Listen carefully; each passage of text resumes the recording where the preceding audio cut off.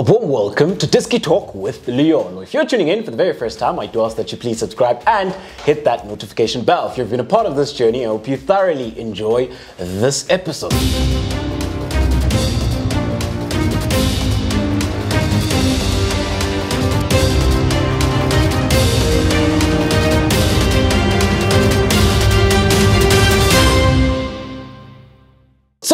On today's special episode, I'm joined by a special guest who goes by the name of Thuli. Thuli, how are you, bro? I'm good, man. Thank you very much for having me. No, thank you very much for accepting the invite. Yeah, it's a very hot seat. A lot of people, hey, man. Hey. Like some big people have said here. Some very big people. So thank you.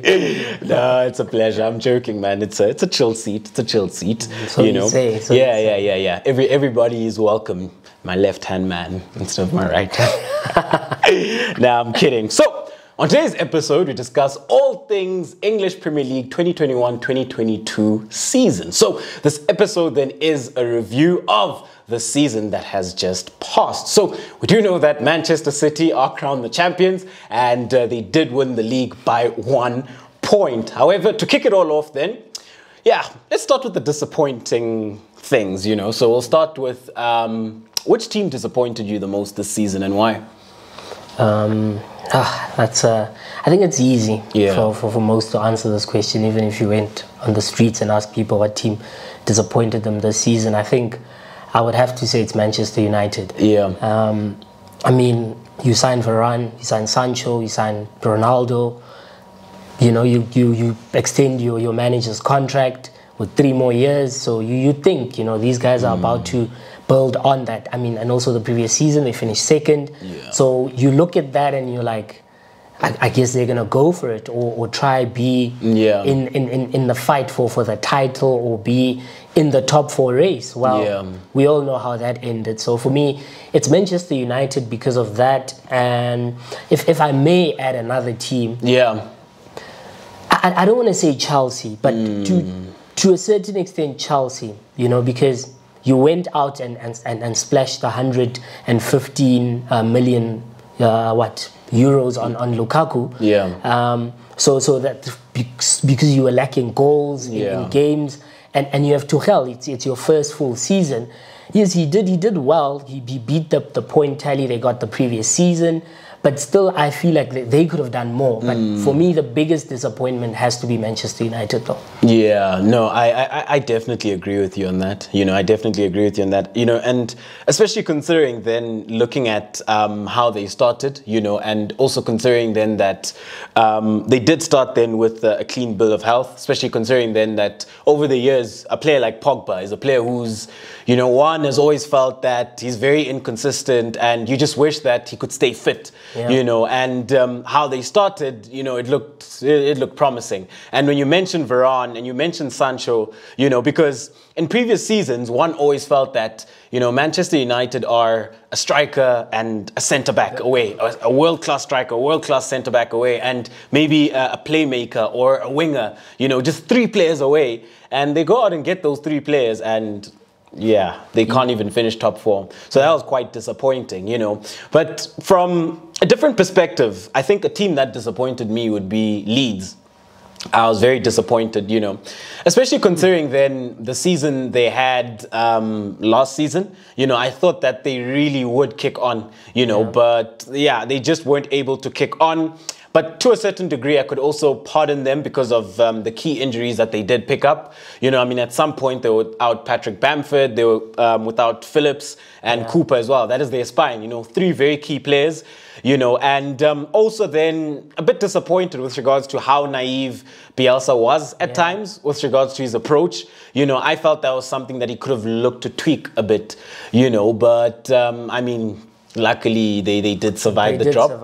You know, they did survive the drop. I was also disappointed that they also got rid of him. You know, so I expected more from Leeds. You know, Leeds was, it was my second favorite team. You know, that team that I really enjoyed watching.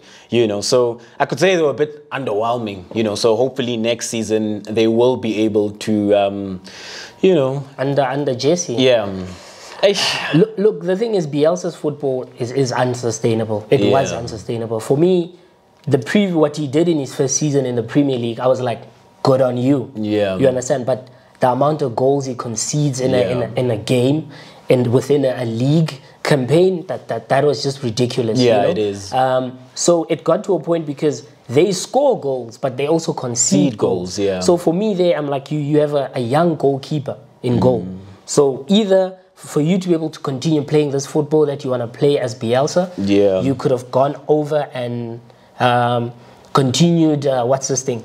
Got a new or older goalkeeper to help you sustain this kind of football, because at least he's a good shot stopper and all of that. But yeah, it's one of those tough things. And personally, I really like Ilan Melia. I think he's a goalkeeper who will improve, you know, and he's a goalkeeper who can go on to become a very good goalkeeper. For me, it was just tweaking the defensive structures and that approach, you know, and even how they look then to mark, because a lot of the times it go 1v1.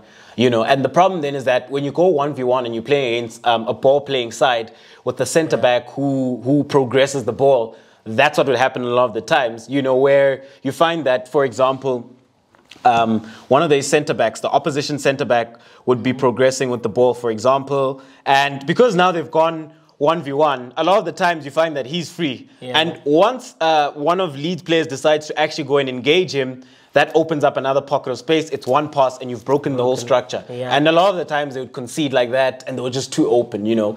That was what was disappointing, you know. But we did touch on them managing to survive relegation. But, you know, the three teams then that didn't survive relegation, we've got Norwich, we've got Watford, and we've got Burnley. What do you make of them?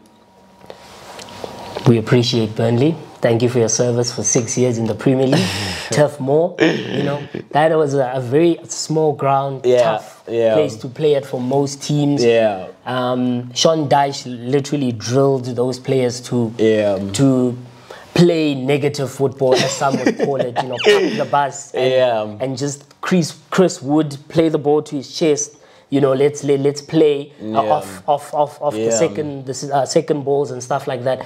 But it was also a form of football that a lot of fans that watch the Premier League did not necessarily appreciate. So goodbye to Burnley. You know, we look to see what Fulham and Co will bring to the Premier League. But I think Burnley, grateful that for most fans that they're gone. But just to give people. You know, because he's mentioning the football, just to give people just an illustration of how Burnley would set up. So Burnley set up in a traditional 4-4-2.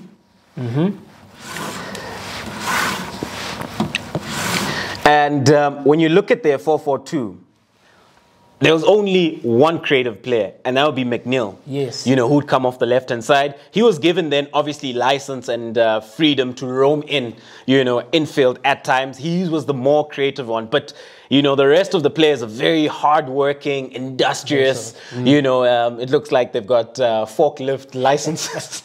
You know, it looks like a construction type, you know, they battle, they really craft, you know. And a lot of the times, they were very dependent on early crosses from the two fullbacks, you know, mostly Lowton on the right-hand side. And it'd always be those deep crosses. And they're looking then, obviously, for their strikers. That would be Wood. It would sometimes be Barnes, hold it up, play off the second ball. So this was Burnley, vintage, you know, and this is what Burnley were looking to do, you know, a lot of the times, you know. But yeah, for me, I think where it went wrong is when they got rid of Sean Dyche, you know. But do you think things could have gone a bit differently had he stayed? Because definitely. Because after he left, there was a bit of a lift. They went on that little winning run.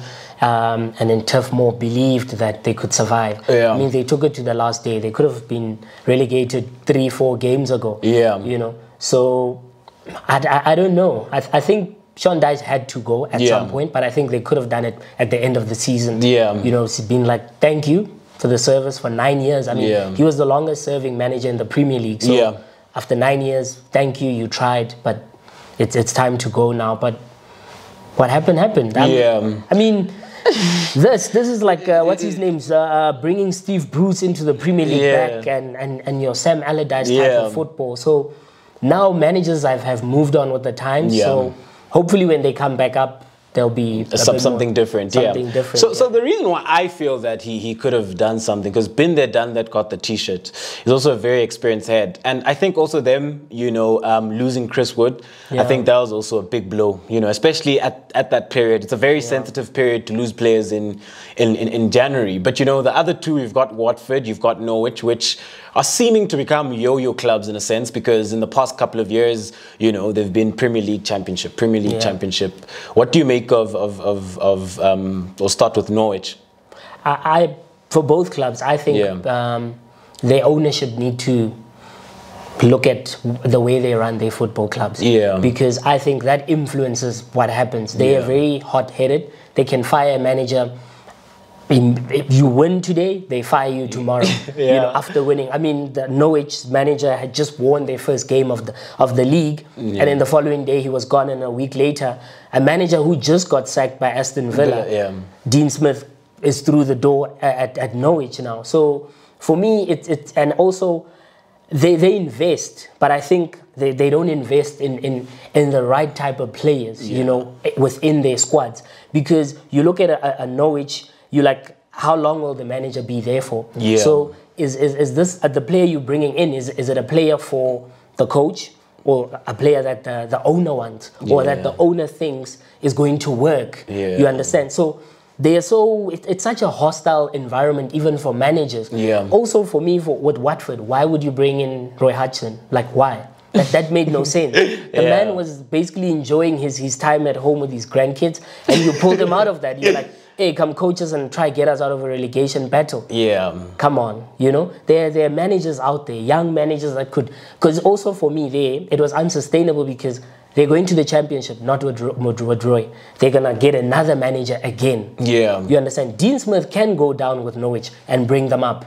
Because with him they can build. They can sort of look what he did at Villa. Because there were moments with Norwich where you could see what Dean Smith is trying to do with that team. But it's difficult sometimes when Gilmore, for one, at Norwich, they thought he would work out, because at Chelsea, he was showing signs of a really good six, and then he got to Norwich. He performed for the first 3-4 games, and then after that, Gilmore went missing. But and I think it also boils down to the type of quality you're surrounded with, and how you're trying to play as well, And I just think both clubs, from a qualitative perspective, they've been poor over the years. I just don't think they've got the sufficient quality to compete in the English Premier League. So man, and that's cheers to those three. I must say that as pragmatic and as difficult as it was to play against Burnley and Turfmoor. But yeah, man, Sean Dyche sort of had a special place in my heart, because man, how this guy would just grind out results. And he knew how to do it. He knew, But those are the three then, which were relegated. So let's move on then and have a look at the team that impressed you the most this season.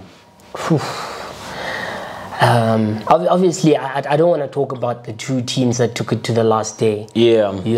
But I think Brentford, for me, did definitely will. They're also my team. Brentford. Look, if you enjoy watching football, watching Brentford this season was a breath of fresh air. Even English is leaving me now. Because I don't know. There was just something about them. Yes, there was that time in the season when they dipped. Dipped.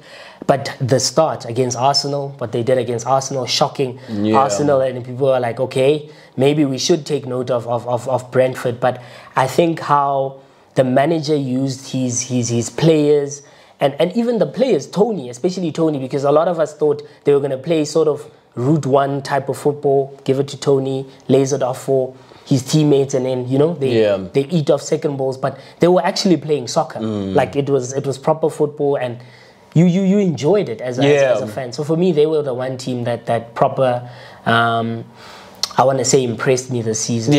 No, definitely. I would definitely agree with you, because I just feel the work that Frank Thomas has done at Brentford is just absolutely amazing, and, their offensive schemes, their defensive schemes, and the intensity that they play at as well, and it's throughout the game. You know what I'm saying? Because you look at that game at home when they played against Liverpool, for example.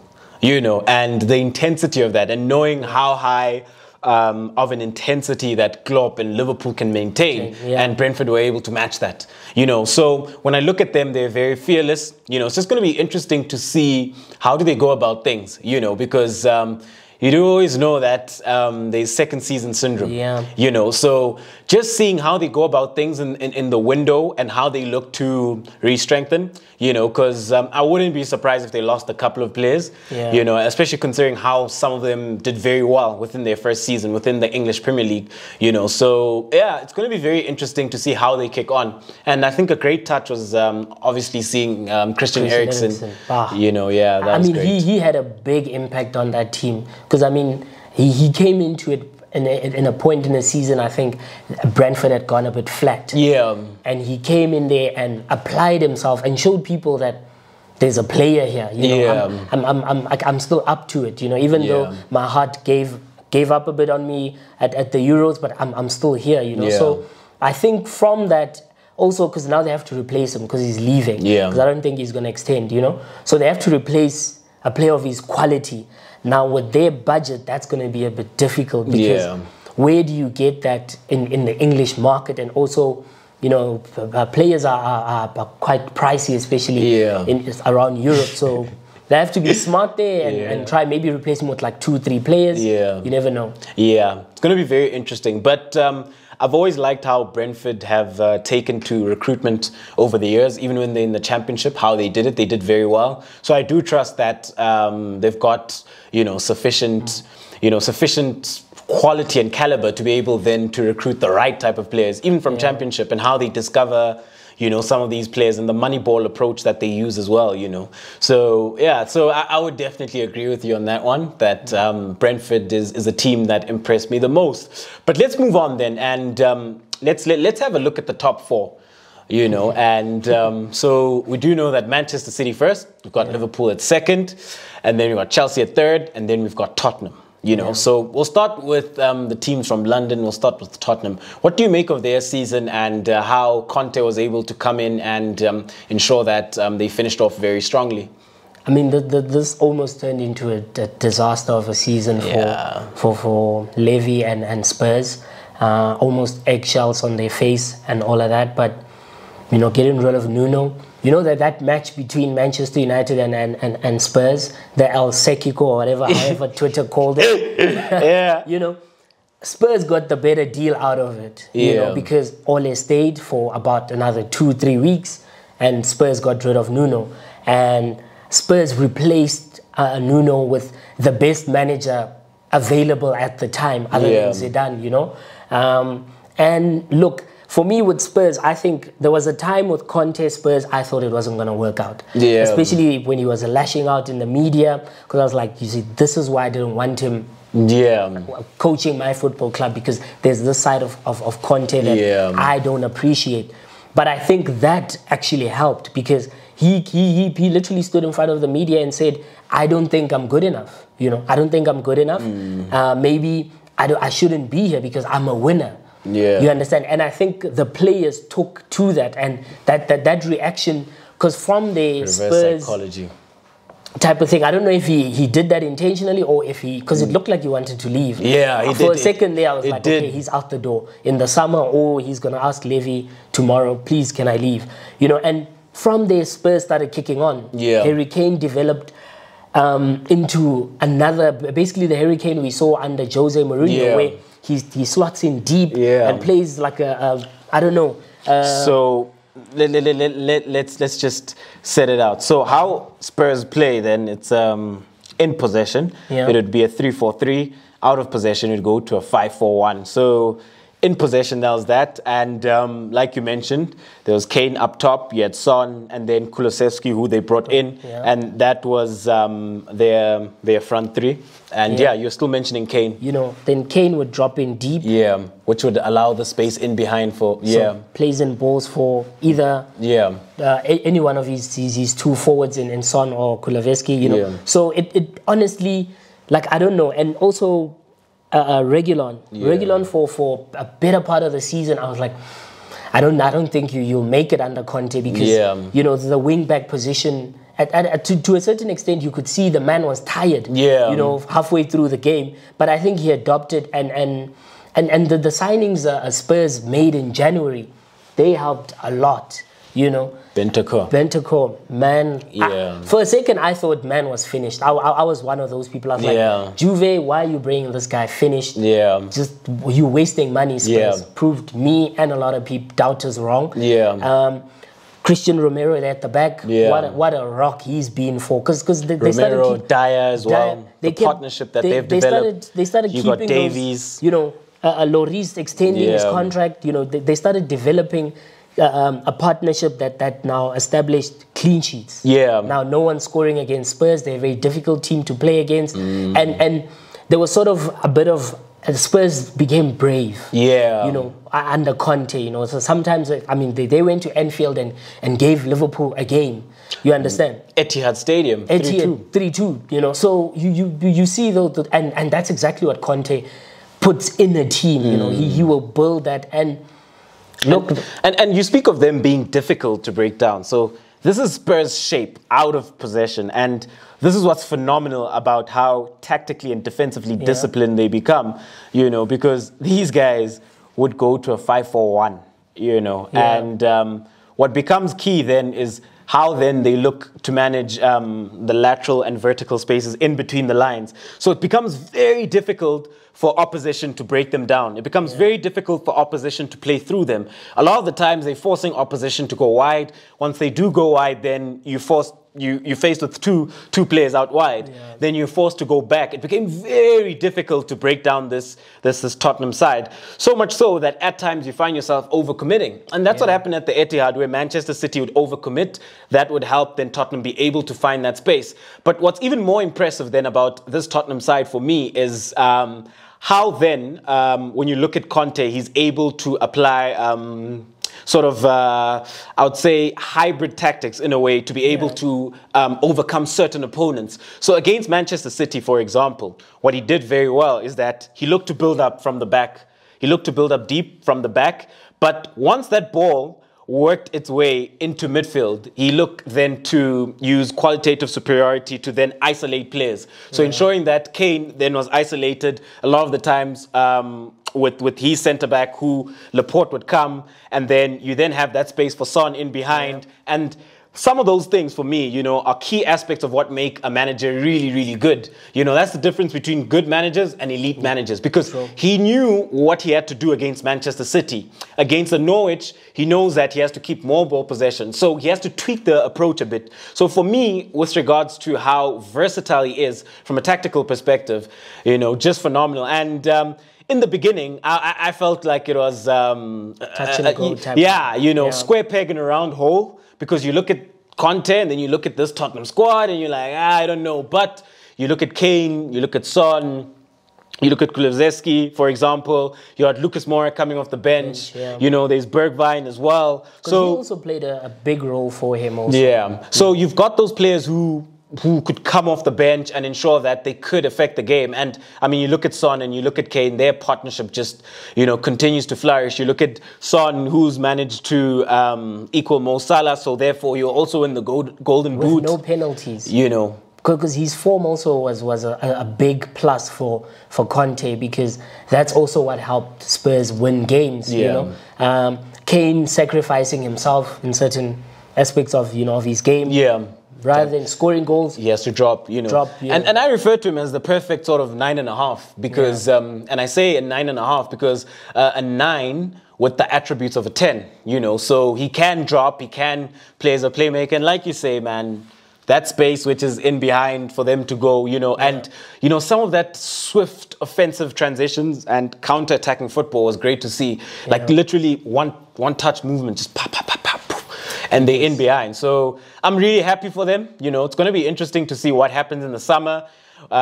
With Manchester City, we do know that they got Erling Haaland. So I don't see Kane going anywhere. And for the longest time, you know, ever since Pochettino, Tottenham's best shot at winning something, I think, it's with the squad that they currently have. With Conte, if Conte stays, as you know, because there are reports as well. You know, I mean, he is a wanted man as well, you know, but like you say, man, these players, the three at the back, you know, when you look at Romero, you've got Dyer, you've got Davies, you know, very solid. You look at Bentancur and Højbjerg within the heart of midfield. Yeah. Once you've got a solid base within the heart of once in the center of the pitch, you're good to go. It sets you up then to become very resolute. And then you've got these three, which... Absolutely phenomenal, you know, with regards to even how they sort of intertwined in a sense and are able to play off each other, you know. So yeah, I'm really happy for Tottenham. It's going to be interesting to see, and and how they go about in the summer, because we do know that Conte is a man who demands. He's very demanding, but I think Spurs might just need that for now, because going into the summer window, it will be important to get extra cover in midfield, in defense, maybe another fullback, because I don't know about Royale. You know, Emerson Royale, Doherty. You know, I don't know. So I think maybe he might want to let go of one, get someone in there who he can trust. You know, Conte, he's like almost like Jose. They'll go get an experienced player here and there just to come and give you that stability in midfield or in defense so that you can build from that. So I don't know, but I think Levy and Spurs, they will back him. Unless if they don't do that, he's gonna walk. He doesn't get fired. He fires the club. You know, so so I think Conte will stay if they give him the players he wants. Because the nice thing with him is he tells you exactly who he wants. Doesn't want an alternative. This is the player I want. Get me that guy. You guaranteed something at least out of that. Maybe this is the next season. Might just see Spurs win its first cup or anything in like the longest time. You never know. Crazy. Moving on then to Chelsea. You know, you mentioned them as one of the clubs which sort of disappointed you. They brought in Romelu Lukaku, and they started the season off well. We thought that they'd go on to compete and win a couple of things. You know, I really thought so. You know, the way they started and when they brought Lukaku in, because we always felt that they had a very strong squad. They had depth as well. And you felt that they were one signing away. They brought in Lukaku, but that didn't happen. What do you think went wrong? I think injuries to their fullbacks is what killed them, because Chilwell and Reece James are a big part of how Tuchel wants to play his football. He plays his football through his fullbacks, you know. So losing the two of them just finished Chelsea's season. And also the fact that Ziyech, Pulisic, they had moments. They were not consistent throughout the season. They were having little moments. Kai Havertz tried. He had that nice run of about 10 games where Kai was basically contributing to a goal, or, you know, in a way, or assisting the team in the Champions League or in the Premier League to be able to sort of stay in games and all of that. But it was also, in a way, I don't want to say this about Tuchel, but sometimes I watch Chelsea and I ask myself, I'm like, Tuchel, how do you want to play a game? You know, what's the plan? You know, because some would say it's just kick the ball forward and hope, you know, something happens with Tuchel. Because I watch them, I'm like, that's how you won the Champions League. So then sometimes I'm like, is this how you're going to also now? You can't do that in the Premier League with Pep Klopp going at it. It's a marathon. It's a marathon. And 38 games. There's no way. I honestly believe he's a knockout football manager, Tuchel.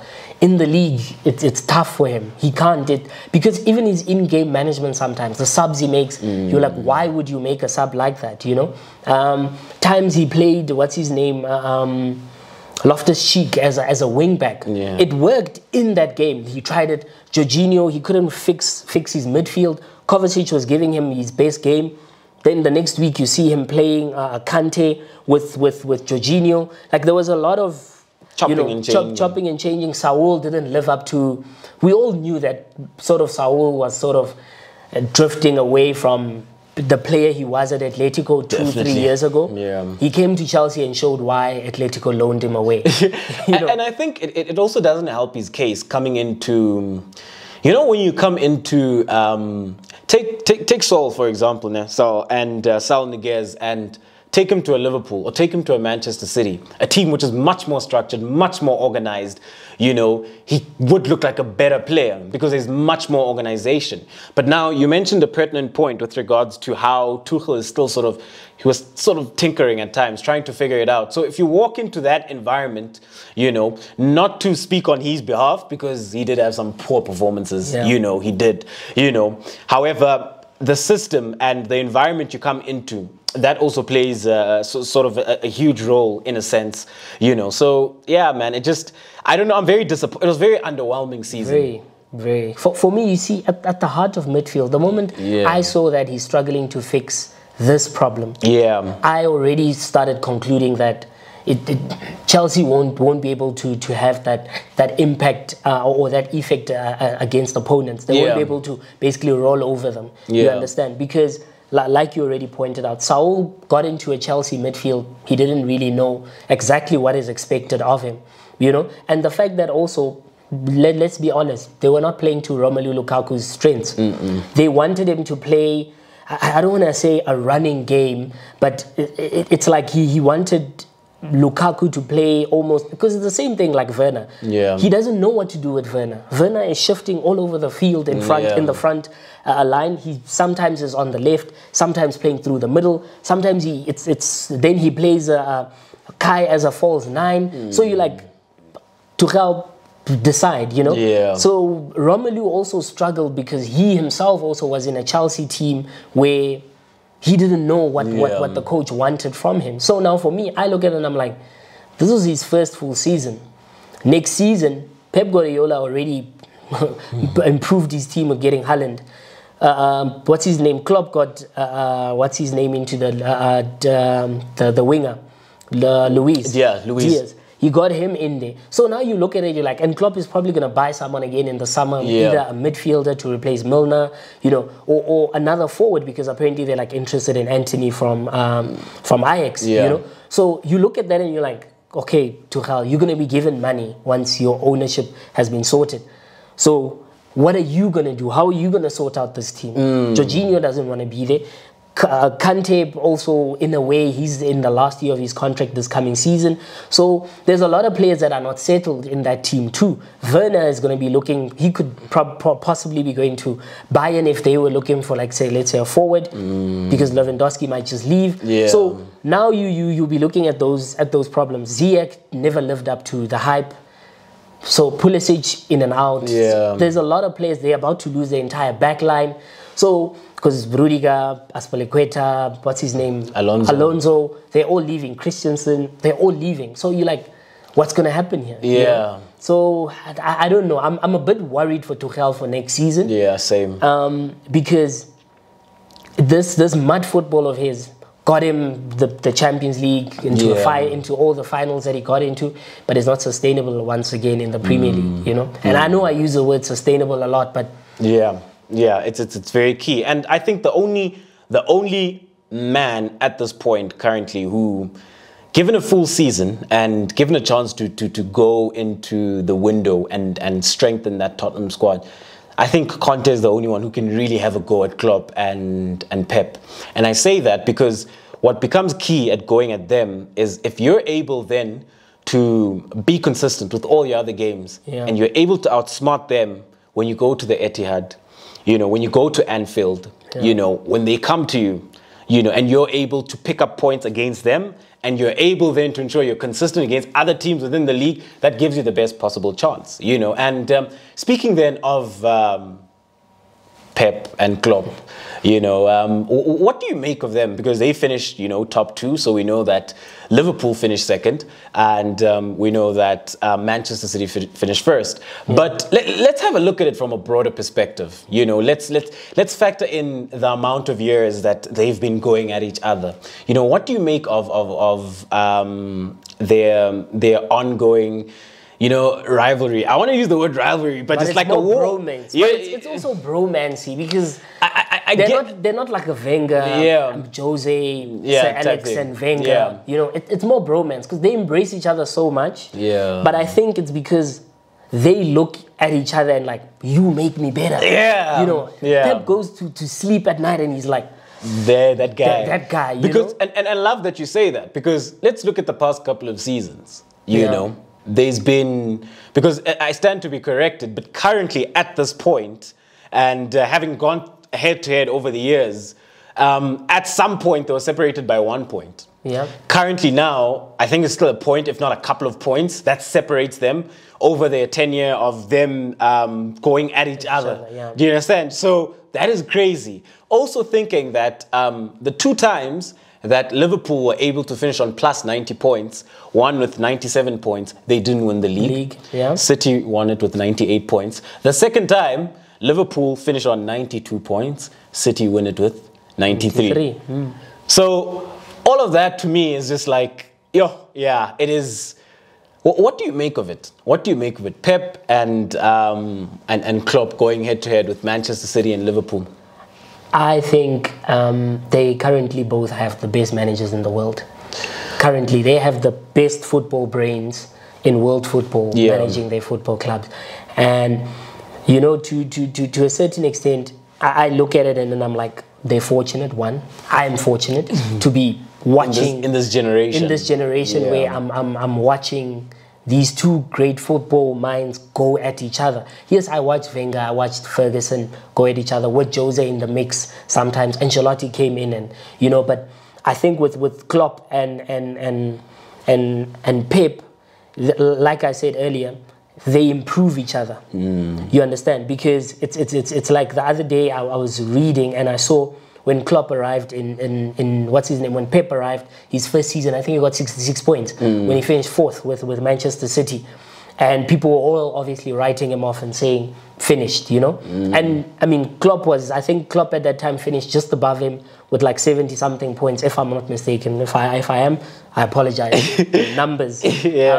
But the following season, they went at it again, you understand? And from there, from the Bundesliga, when already they were already, that rivalry started from there, or sort of call it romance, you know? So for me, I see it as, it's a good thing for football, because one, they're both demanding managers. One has a big wallet, so he can get whatever he wants. This one sort of, Klopp has to like beg sometimes, you know, but he does eventually get what he wants. But I think what they instill in their players, it's what other managers probably might. So some of the players in the Premier League, I don't think they do half the things Manchester City players do.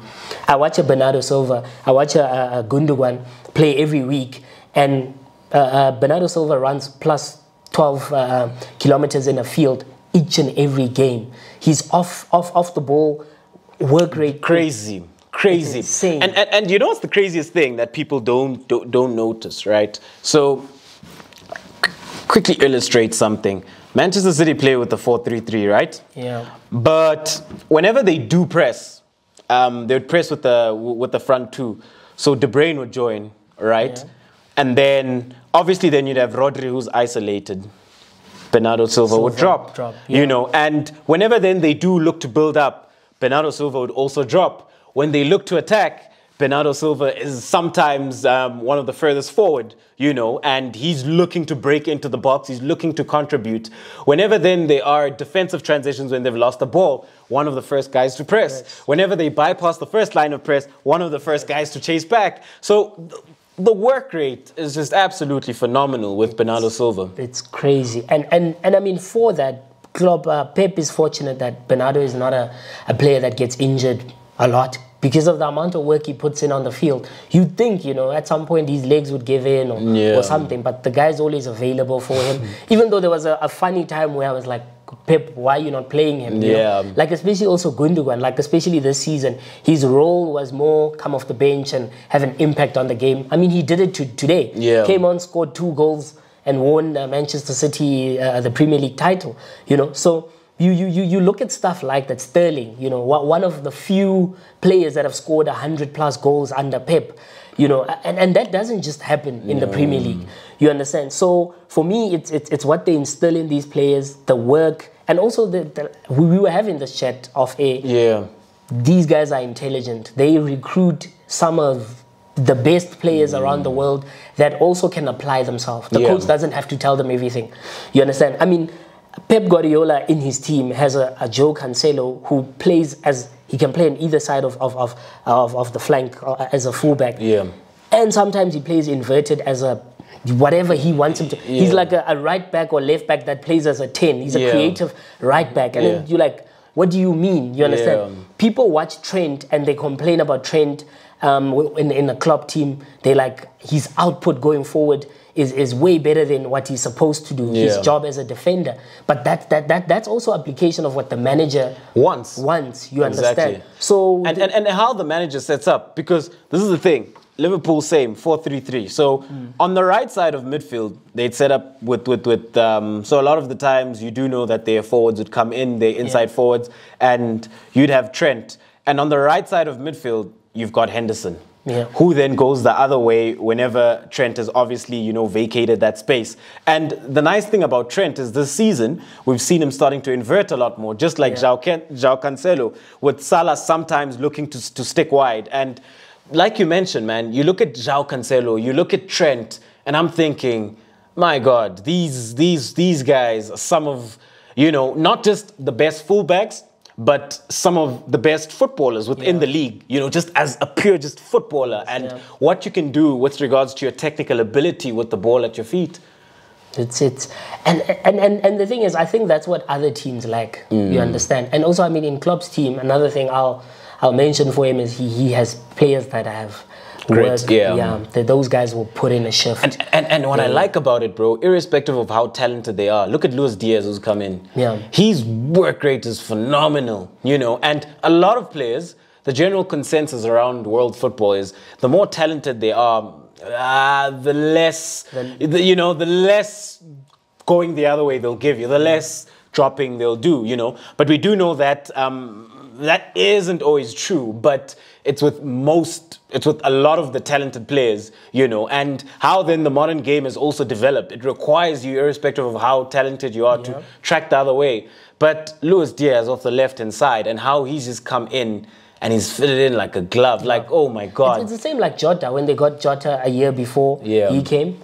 I was worried a bit, I won't lie. I was like, okay, so you're going to take out your pressing monster in Firmino, you know, and then you still got Divock Origi on the bench who can come in and literally instantly, doesn't matter if Origi's last game was 5 games ago or 5 months ago, Origi comes in and it's like, he's been there, you know. Legend. The legend, you understand. So Liverpool, Klopp drilled the system in those players so well that I think even in midfield, because I think in the summer they need to sort of also add something there, because I think at the back they're okay. Add something in midfield, you know. I think they need cover for Fabinho. Yes. My problem is the minute Fabinho's out, it's a different midfield. It's a different midfield, you know. I mean, Thiago this season finally has come right. He's looking phenomenal. He's looking world class. I mean, you've got Henderson, you've got Naby Keita, you've got Jones, for example, who can always come into midfield. So with regards to the 2-8 positions, the more advanced positions within midfield, I think they're sorted. This is the problem. Once Fabinho's out, it's a different ball game, and I think you need a bit of cover for that, you know, because you look at Manchester City. There was Rodri, and then there was Fernandinho. We do know that Fernandinho's leaving, but there's talks of Pep wanting Phillips, for example, or Rice. Do you understand? I don't know how he's going to get Phillips out of Leeds now that they're staying in the league. Yeah, you know, there's those conversations, but for the mere fact that he wants a player of Phillips' quality and caliber, it tells you a lot. Because a lot of coaches feel like, okay, the backup to certain positions, I don't necessarily need him to be on the same level, but, you know, if he's just good. But with Pep, it's different ball game. The backup, the quality is similar, you know, so that when you do take him out and you do put in a same thing happens, because it's a systematic approach, you know. It isn't based on just individuals. And that's how Pep manages to every season be in and around the title or winning it. You know, I mean, he's probably going to try go for 3 in a row, you know, next season. So I don't know, will the other teams be able to stop him? You mentioned Spurs under Conte, because Conte in the league, I don't see it. In a league setting, he can go pound to pound with a lot of managers if you give him the resources. you know. But the Premier League, I think Liverpool and Man City are so far off the rest. Like, yeah, it's actually crazy. Yeah, it really is crazy, you know. But let's move on then, and let's have a look at the individual awards. You know, I know these are very contentious. Yeah. You know? So we'll start with the young player of the season, which was won by Foden. So the other nominees then, you had Trent, you had Gallagher from Crystal Palace, you had Tyrick Mitchell from Crystal Palace as well, you had Mason Mount. It's just a bit weird because young, I'm not sure. You had Ramsdale in there, another one. You had Declan Rice, another one. And then you had Bukayo Saka, you know. No. But we do know that Foden won that. And what do you make of that? I don't think Foden... Did Foden have such a big... Like the whole season? Do you think Foden had like played his best football this season? I don't think so. Look, I think Foden is still very much a developing prospect, you know. So he gradually improves with the seasons, but I don't think he was exceptional in comparison to a Trent. Exactly. Do you understand what I'm saying? One could even make an argument for Saka and the amount of goals and assists contributed by Saka for Arsenal and the points tally as well, you know. But for me, Trent, that was Trent's award. I don't understand why they didn't give it to him. Because Foden, for me, I feel like he was okay, because for most of the time, especially in the second half of the season, Pep wasn't using him as much.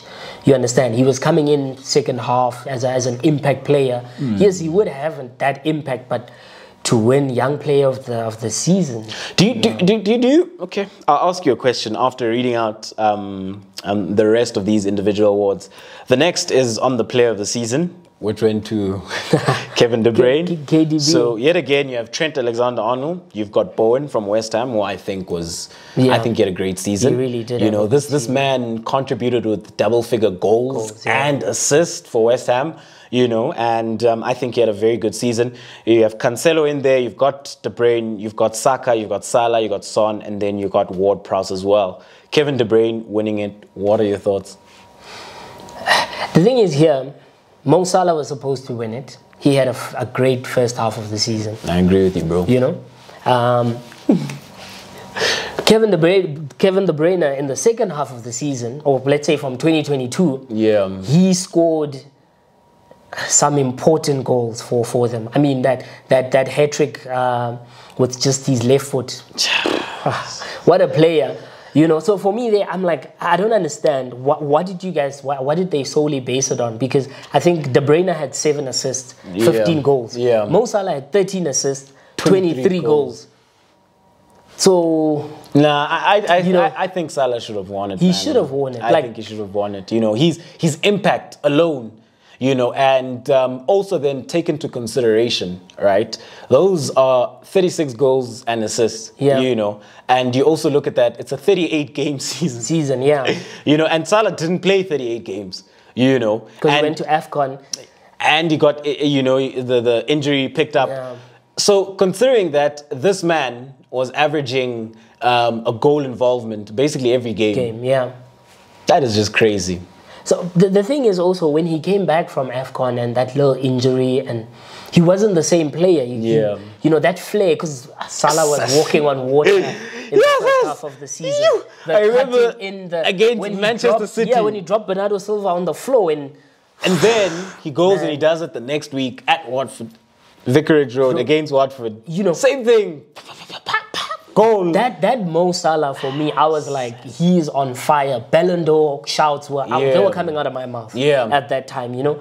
But what happened when he came back from, actually what happened at AFCON, and then coming back to England, I think that just killed him. I don't know what happened, because he just scored a goal against United, and then now the 2 in the last game. So you're like, you got stuck somewhere, and then he stayed there, because even in the Champions League he wasn't showing up. So then you look at it, you're like, so technically your own fault, but we should base these things on overall holistic perspective. Holistic perspective. So do you think then that there is a bias with regards to who wins the league when it comes to these awards? Because Young Player of the Season, Foden, Manchester City. Player of the Season, Kevin De Bruyne, Manchester City and they've won the league. Do you think that winning the league tips the scale with regards to the individual performance? Because I've always felt that, you know what, irrespective of where certain players finish, but if they have a phenomenal season, I think they should be right up there, if not winning it, you know. Because let's say you finish 5th, but you scored like 30 goals and you had 10 assists. Yeah, it's yours. Give you know it to what I'm him. saying? Yeah. So do you think that there's a bias on that, and winning the league then tips the scale in comparison to, or well, versus the individual performance? Yeah, I think, you know, some of these journalists that vote on these awards, they're the ones that would, I think, be the best people to sort of direct such a question to. But looking at it, I don't know, man. I don't know. I think maybe. But I mean, there was that year when City won the league, Van Dijk won it, wasn't it that year? Or, yeah. So sometimes they tend to, but we all know that the English media was sort of, it had a bias towards Liverpool through and through. You know, I mean, every picture on Sky Sport, the graphic had more red ribbons on the trophy than Manchester City ribbons on it. And you know, some people would like I just want to, you know, now look at that. So stuff like that. The Premier League trophy, whenever they show it, it would be leaning more towards Liverpool's side. So stuff like that. So maybe there is, but I think obviously if the player whose team is about to win the league is part of the conversation, sometimes it makes sense for one to say, cool, give him the award. Yeah, definitely. So moving on then, coach of the season. Thomas Frank, who you mentioned, who did a stellar job with Brentford. You've got Pep Guardiola, obviously. Eddie Howe, who was quite phenomenal with Newcastle. Klopp, and then Vieira, who had quite the great season then at Crystal Palace. What do you make of those? And is it fair to say that Pep Guardiola is the rightful winner? Or should be? How do we weigh this one? Because this is the thing. This is the thing about coach of the season for me, right? Because you get people who would argue that, hey man, but the job that Eddie Howe did, you know, to come in, take Newcastle out of the relegation zone, you know, and put them within what, top 10, you know, that is a phenomenal job, right? And then another one would argue, well, you've got Vieira who's come into Crystal Palace, you know, taken them from where they were, and he's been able to get them to play an exciting brand of football. It's very sustainable over a long spell, and they've picked up some big scalps along the way. Another would argue, well, then you've got Thomas Frank coming from the Championship, who's kept the same intensity. Like you mentioned, that with Championship teams, a lot of them would alter the way they look to play because, okay, we're in the big time now, so we're going to become cautious. We're going to play off the second ball. You know, we're gonna sit back a bit, but they haven't. They go on, they play. You've got Klopp, who had, I think, his only downfall was that he drew to City twice. You know, in the season. And even then, maybe one could cite that draw against Chelsea, where Chelsea were one man short. It boils down to the finest margins. Then you've got Pep, the winner. So it's one of those contentious ones, but I always think that coach of the season should go to the man who wins the Premier League. Whoever wins the league should win. Unless the guy came in, took the team from literally relegation and finished second. That's the only time for me I'll say give it to him. You know, because I mean, Conte for me also was another shout. Because he took Spurs from 9th when he rocked up there. From 9th, finished 4th. Yes, he took it to the last day. That's Champions League. You know, the time he came, there was no way that they make in Champions League. Not even the players themselves were not believing that will happen. You know, that dressing room was just all over the place. But I think with Klopp and Pep, because they are the two that obviously the panel has to decide over, Pep should win it.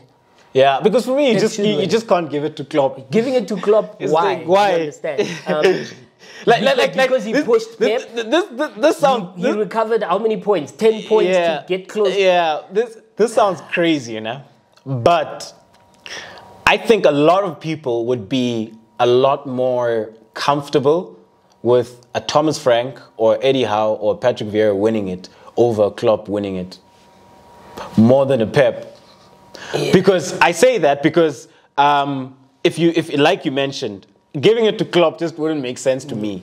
But he finished second. But for some odd reason, I would say from a weird sense, a weird perspective, like the Thomas Frank or Eddie Howe or Patrick Vieira, it would make, I don't know, it would make a bit more sense giving it to them rather than giving it to Klopp. Yeah. But I just say, man, it should go to definitely that. It should go to Pep. Like, it's just weird if you give it to Klopp. Then you might as well give it to Thomas Frank for the job that he's, you know. And I mean, thingy last season, what's his name? Sheffield United, their manager kept them up. Chris Wilder, he managed to keep them up, and he was playing some really good brand of football also. So are you also going to say he must, you know? It didn't happen that year. So I think just give Pep his award and that's it. Let's move. That's it. And speaking of let's move, let's move on then to the final segment, the extra time segment. This has to be, you know, team of the season. Yeah. And so I want your team of the season. I want formation. How are you looking to set up? And of course, the players, the captain, and who coaches your team of the season. Okay, my coach will definitely be Pep. Yeah. I will set up in this formation in a 4-3-3. I feel like that already because it's a Pep team, so it has to be set up in a 4-3-3. In goal, I'll have Alisson in goal. I have Alisson in goal. At right back, I'll play Trent. Yeah. I mean, Trent for me assists. He was second to Mo Salah, so I'll definitely have him there. Then I'll have Matip. I'll have Van Dijk. The reason I have Matip and not a Manchester City player, Diaz or Laporte, I think Matip this season was basically just as good as Van Dijk, you know. And also a nice thing with Matip this season, he added goals to his game, you know, and some important, crucial goals for Liverpool. His ability to also progress the ball, you know, and some of those passes that he'd play. You know, he really was good. The only downside to him is he gets injured. But other than that, I think Klopp used him very well with Konate, rotated them very well this season. So that'll be my two centre-back pairing. And then at left-back, man, this was tough because you got Robo. Robertson was good, but I will go with Cancelo. Same. Cancelo for me as well. I'll go with Cancelo. I mean, I've already said what I wanted to say about Cancelo earlier. Yeah. So I think Cancelo, because Cancelo is like a left back that's a 9, that's a 10. Like he can shoot, dribble. He's a 10 basically, but he's a creative left back basically. And then in midfield, I'll go for all Manchester City midfield. I don't know how you feel about that. I've seen people throw in Declan Rice in there. You know, but for me... Let's have a conversation here. Yeah. Because that's where Rice is. Some people put Declan Rice. There's Rice, but hey, man, we can throw the Rice out the window. Yes. There's only two names here for me. That's Fabinho and Rodri. Yes. Yeah. Why Rodri over Fabinho? I feel like Rodri was Manchester City this season.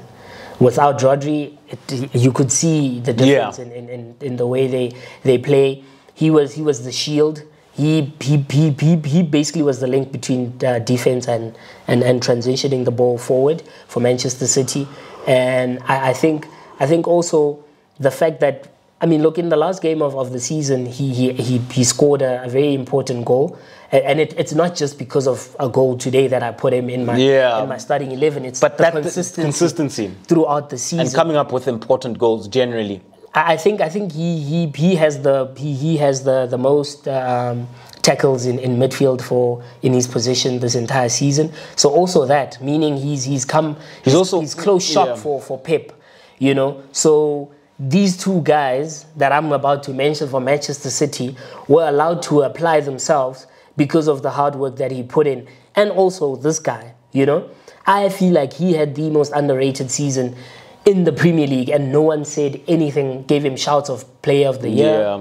Bernardo Silva.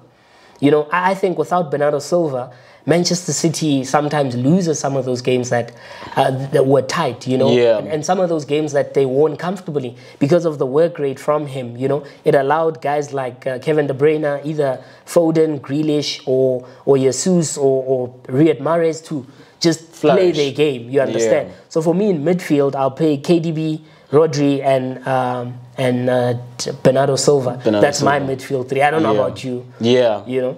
That's my midfield three, and then in front, Mo Salah, obviously.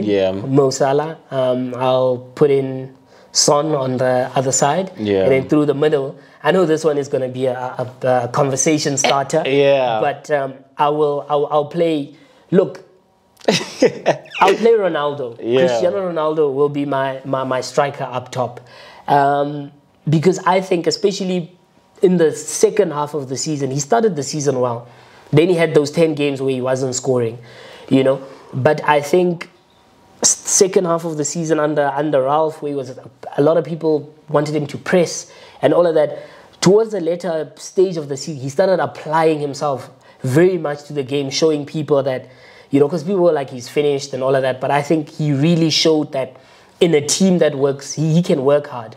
So for me, and also he sacrifices himself because he can also shift in between. Meaning, if you have them in a team, Mo Salah will be able to, him and Son, he'll be able to give them balls, drift in deep. He's not a Kane, because Kane would have also been another name I could mention for striker in this team. You know, because Kane can give you more. But I think CR7 for the 18 goals that he scored this season with the two other guys. Yes, Kane beat him to third, but I think it makes sense for you one to have Mr. Champions League up top there, who won't be in the Champions League next season. He will be playing, what is that? Europa. No, at least he's playing Europa. But anyway, and who's your captain for this team? I'll give it to Van Dijk. So I allow KDB to play his football. Let Virgil do the business at the back. But that's my team of the year. And I think this team is it's a true reflection of how dominant Liverpool and Manchester City are. Yes, there will be people at home, obviously, who've got different views and personalities that they would rather go for. But I think, on an overall basis, team of the year, at minimum, will have a mixture of put together 6 from Liverpool and Manchester City, you know. And I think at minimum, you know, because of how dominant they were. So we've got Alisson in goals, Trent, Matip, Van Dijk, Cancelo, Rodri, Bernardo, Kevin De Bruyne. You've got Son, you've got Salah, and then you've got Cristiano Ronaldo, which is captained by VVD, coached by Pep Guardiola. So, ladies and gentlemen, that is Thuli's team of the season for the English Premier League.